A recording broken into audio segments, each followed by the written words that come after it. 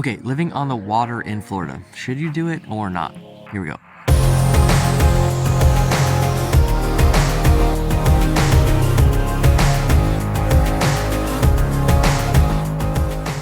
I'm Sam, and this is the Living in Tampa channel. We make these videos for you about what it's like to live and move to the whole Tampa area.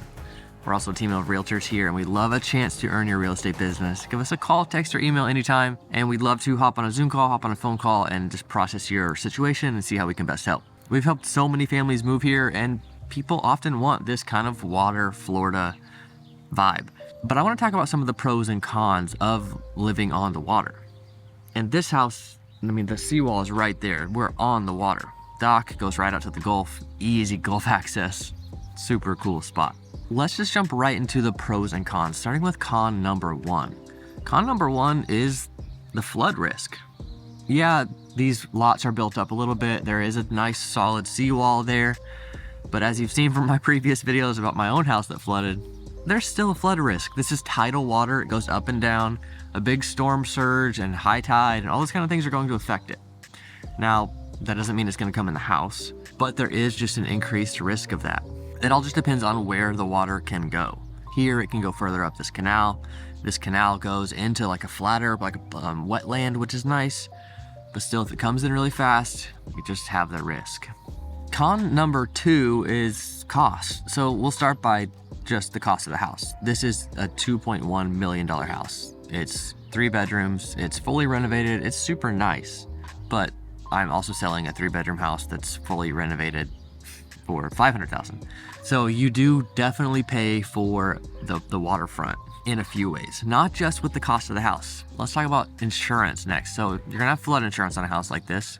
Also, just your standard hazard insurance is going to be higher in a home like this. It's an older home, it's on the water, and a lot of these homes around here are older. Okay, so that's the house, that's the insurance. The taxes are also gonna be higher. So you're going to be taxed a premium for being on the water, and it really changes from town to town around here. Other costs that you may not think about is like the level of your windows and doors. If you're gonna upgrade things, you might have to bring them up to a certain new standard for hurricanes. And typically it's like if you are upgrading 25% of the appraised value in a permit, then you have to bring everything up to standard. So you can kind of piecemeal it, but then, I don't know, that's up to you. Other things that are gonna cost money, the dock. This is an asset that's part of the home. Now you don't have to have a dock, but maintaining it is going to cost money, upgrading it, if you have a boat lift, all those kind of things. Another thing would be the seawall. They're actually installing a new seawall just 2 doors down. Seawalls are expensive. They're probably spending $100,000 to get this new seawall installed. My brother-in-law and his family live on one of the bayous in Tarpon, and their seawall is starting to tip a little bit. So they've gotten some quotes and found some temporary fixes for it, but it's just a part of your home that you now have to maintain. Con number 3 is the age of the home. Since Florida is a pretty old state, and especially this Tampa area is an older area, people built homes along the water first. So a lot of these homes along the water are older. You'll see a lot of them get torn down. I'm sure this home was built in the early 60s. And that's pretty common around here. These homes that were built in the 60s are built out of concrete. And it's sometimes more effective to just update them than it is to tear them down. Con number 4 is the way that the land changes. Now, I'm not a big proponent of rising sea level stuff, whatever. Sea levels are rising and falling across years of centuries as we look at history. But the land changes when it's in touch with so much water, just like it was in touch with a lot of rain. It's going to erode, it's going to change as the years go on. That's why even like the seawall is so important to keep it in its place. It's a retaining wall, essentially, to keep the dirt up here so that the coastline doesn't change. All those are just factors that your land is going to change. And I'm sure I'm gonna get some great comments about like, of course the sea levels are rising, it's just science. I always get those kind of comments, it's fine. And as a comment back to those, I would look at the people that are talking about sea levels changing the most. People talking about climate change, people talking about changing sea levels. The big names, go look at them. Bill Gates, Jeff Bezos, what did they do over the past few years? They bought waterfront properties. I don't know. Take what you want from that. Okay, con number 5 is the smell. This is the Gulf of Mexico. So occasionally it's going to be fragrant. Tide's really low. There's a lot of marine life under the water that's now exposed and decaying in the air. You're gonna smell it. So If that bugs you, now it's not going to be every day. It's going to be about maybe 60 days a year. You're going to have some kind of fragrance during low tide. Something to think about. All right, let's get into the pros. Pro number one is the water. I mean, literally the Gulf of Mexico is right here. You can drop a kayak in. You've got this beautiful view. It's awesome. And having true water access at your house is very different than not at your house.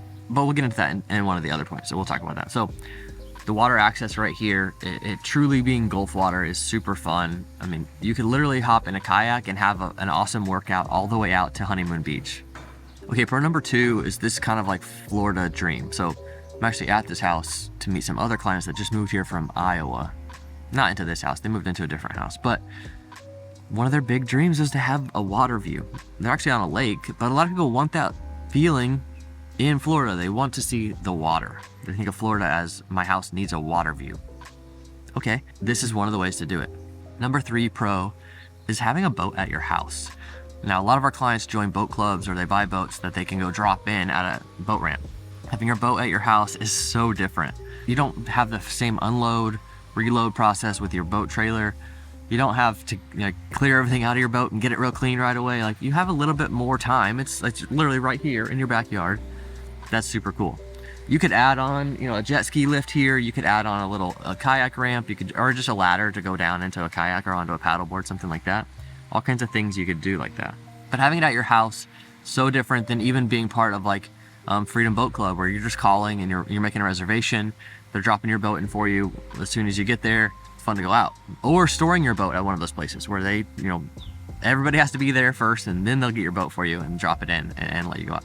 All that's nice, but having it at your house is super nice. So one thing, having a boat stored somewhere else is they have fuel there, they have supplies there. You can drive this boat to a marina. There's one just around the corner from here. Fill it up.